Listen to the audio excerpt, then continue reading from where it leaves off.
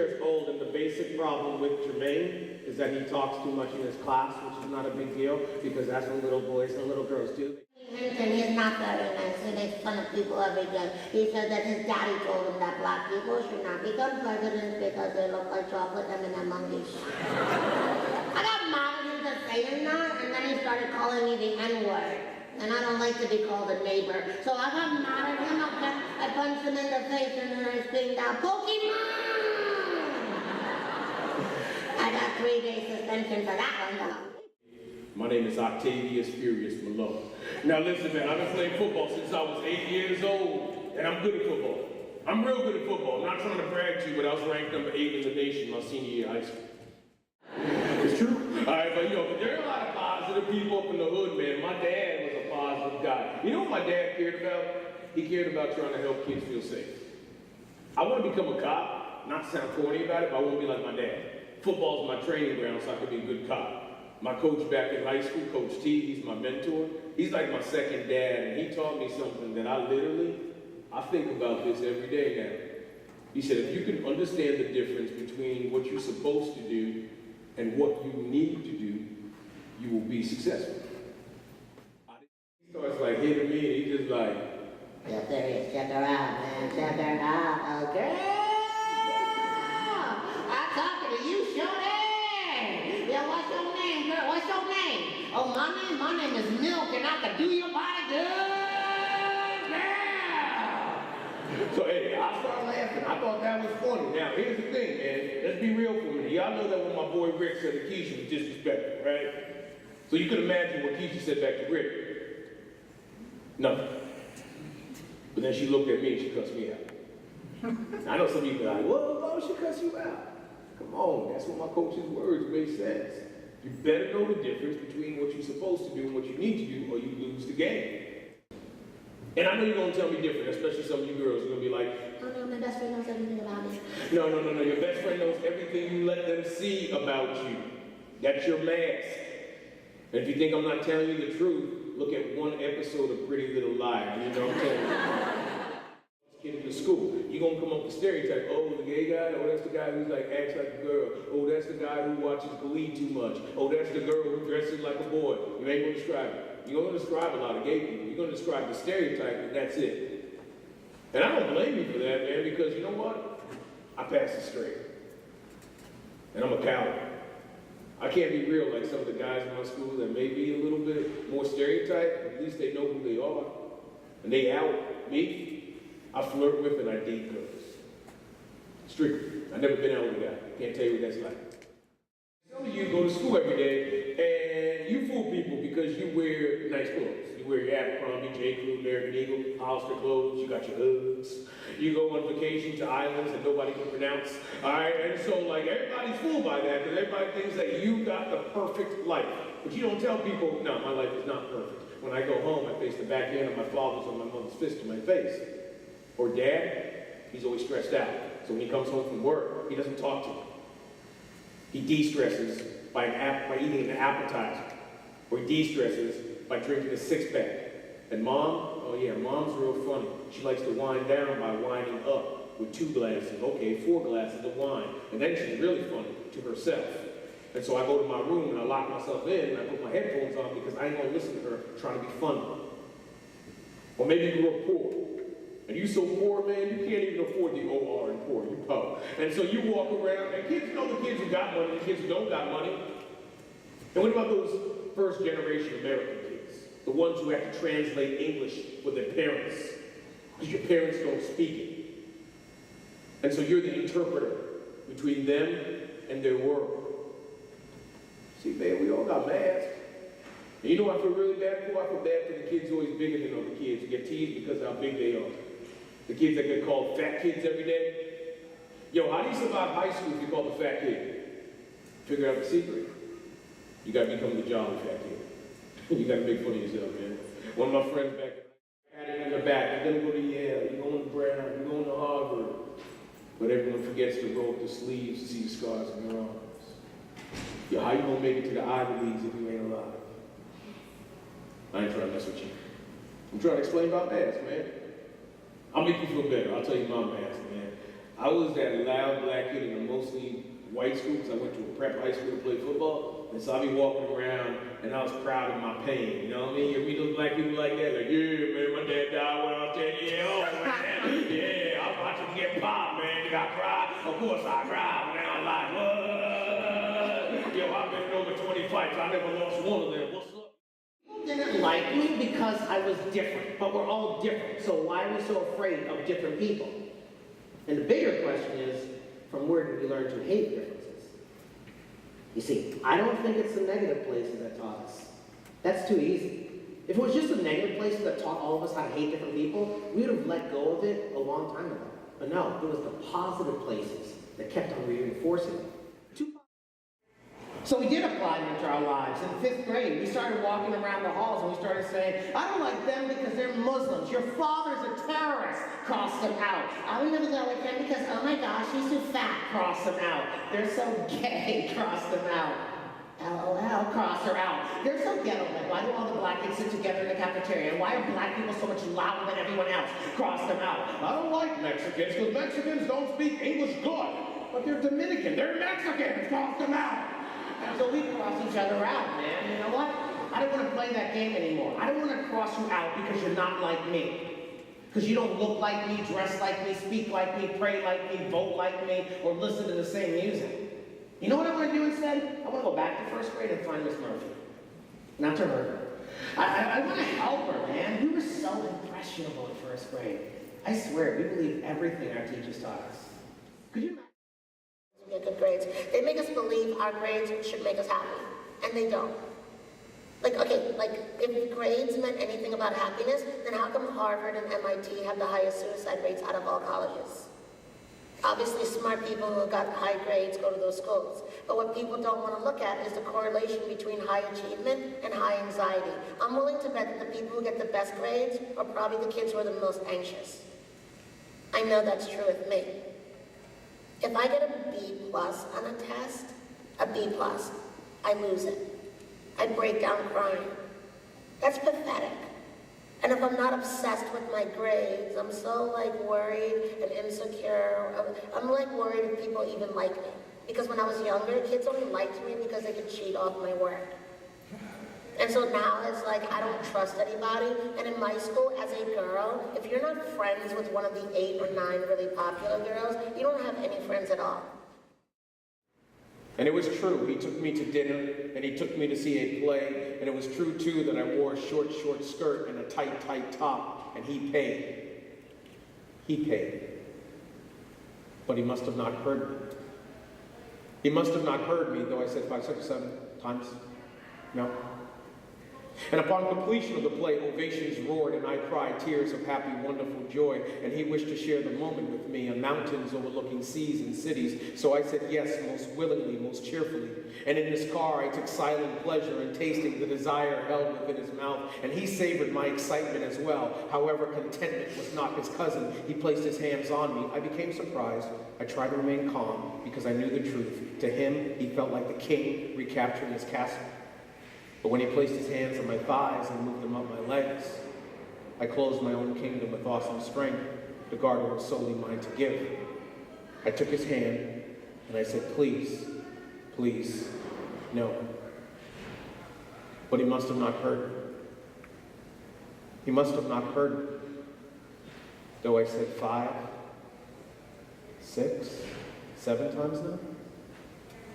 And to him, he believed that I was just a tease, and he believed that my no really meant yes, but I know my no really meant no. But obsession took the best of him, and indentions took the best of me, as he tore apart my panties, unbuckling his pants simultaneously, punching me, forcing himself on me while forcing himself through me, and no, I screamed. I know I screamed. But it was already too late. He had already entered through the gate. And I cried a voiceless narration with the pain of thousands of generations, with that sadness and that rage of girls and sisters and women in every nation. And I did scream, no, no, no, no, no, no, no. And yes, he took me to dinner. And yes, he took me to see a play. And yes, I wore a short skirt. And yes, officer, I wore a tight top. And yes, I paid. Because he must have not heard me. He must have not heard me. Though I said 5 or 6. God knows I said 7 times. So several years ago, I'm at this private prep school in New Jersey. After my performance, I start talking to some of the students and teachers at that school. And one teacher just sort of stayed in the back.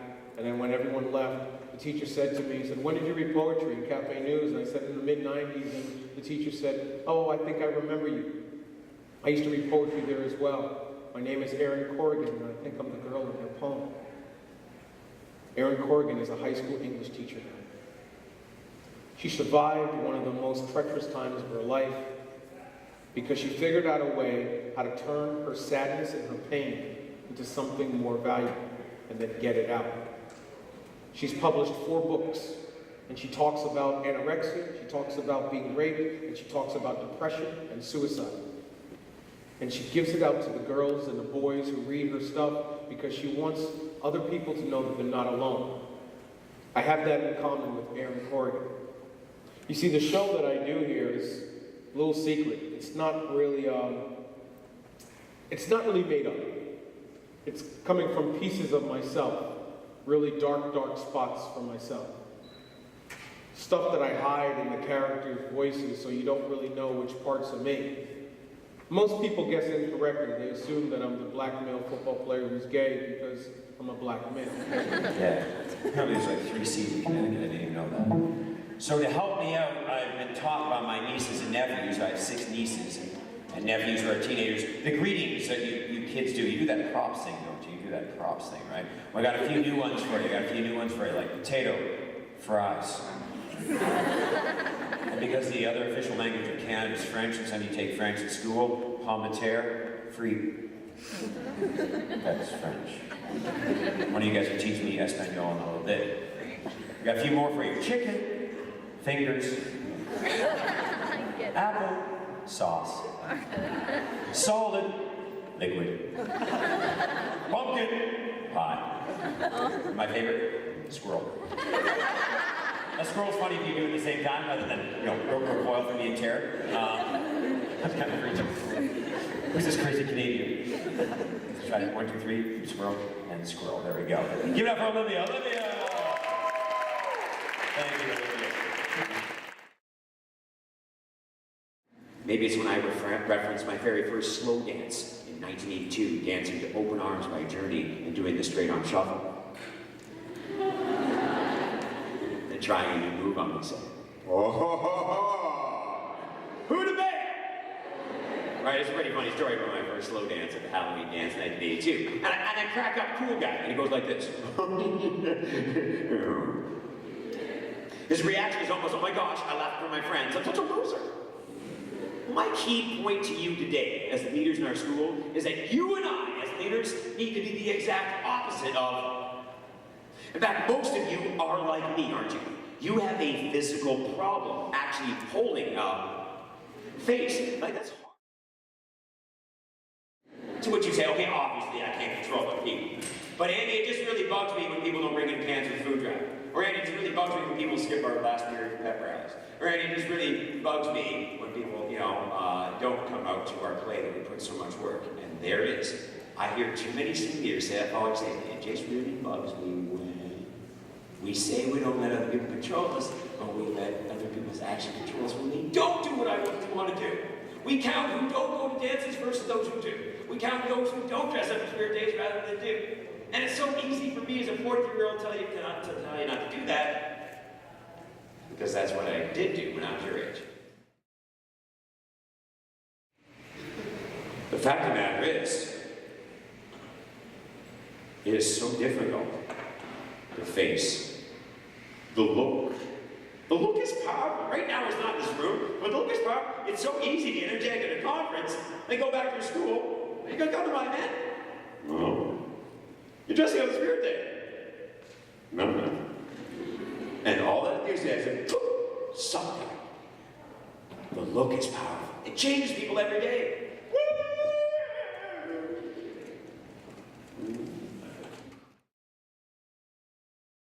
Let's do a hip-hop beat from my part of London, south side London, White Oaks. All right. Not White Oaks isn't that white, to be honest with you. So anyhow, you'll see I appreciate my hip-hop. All right, my hip-hop is a bit of a pause in there. So ooh, ah, ooh. Wait for that pause. When my chin comes up, quick ah, ah, it's heading your way. Wait for a very clear chin up, ah, ah, then comes your way. Here we go, hip-hop.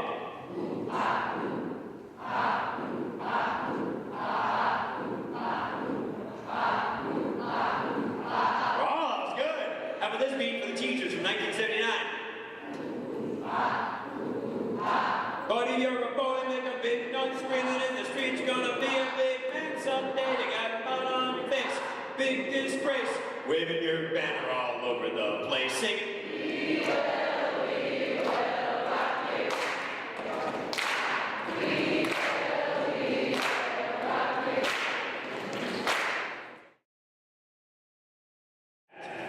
Because I'm crazy on land. Fun people know the answer to the question. Fun people make sure you clearly answer this question and then actually know you're fun. I bought a house in 2002 that had a circular pool. My wife doesn't have that natural goofiness that I do, but I do. When I saw a circular pool, and if you're a fun person, what's the one thing you're looking forward to doing with your nieces and nephews? Everybody? Yes! You are fun! World, we have the best whirlpools ever. We get it so good, we do matrix walks. You know, we go, whoa, you walk along the side. And the kids get sucked in the middle, we call it the vortex. I'm not in the vortex! And then we get the pool noodles and we rescue them. So now I got a 5-year-old and an 8-year-old. At one point, at my daughter's birthday, I had 12 7-year-old, 8-year-old girls hanging off my neck as we went around and around. And you remember being 8, you had a crazy uncle or older brother, and you loved when they played with you, right? Great. Be that person.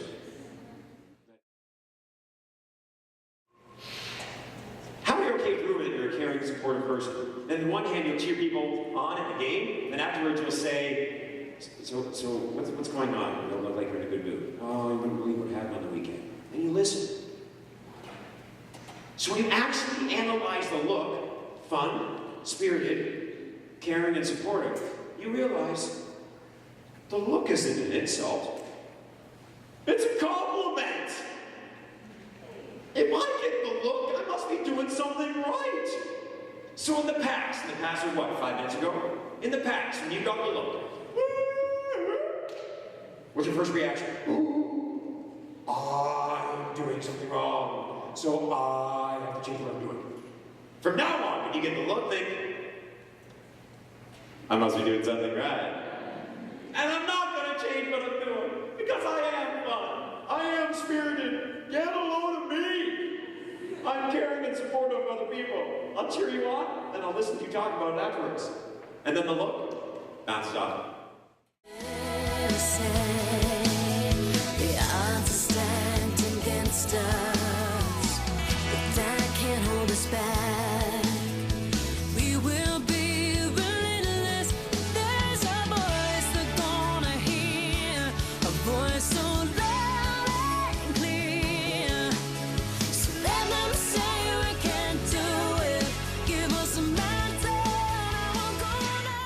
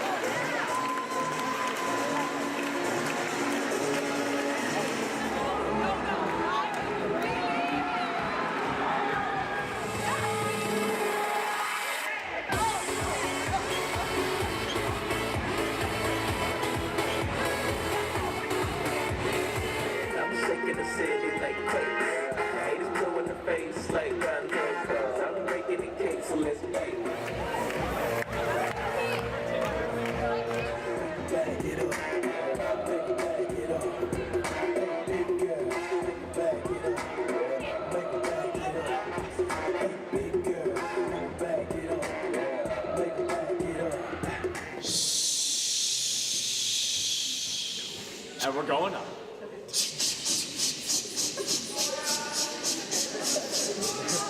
Oh my God, I'm getting to the top. It's coming. Here we go.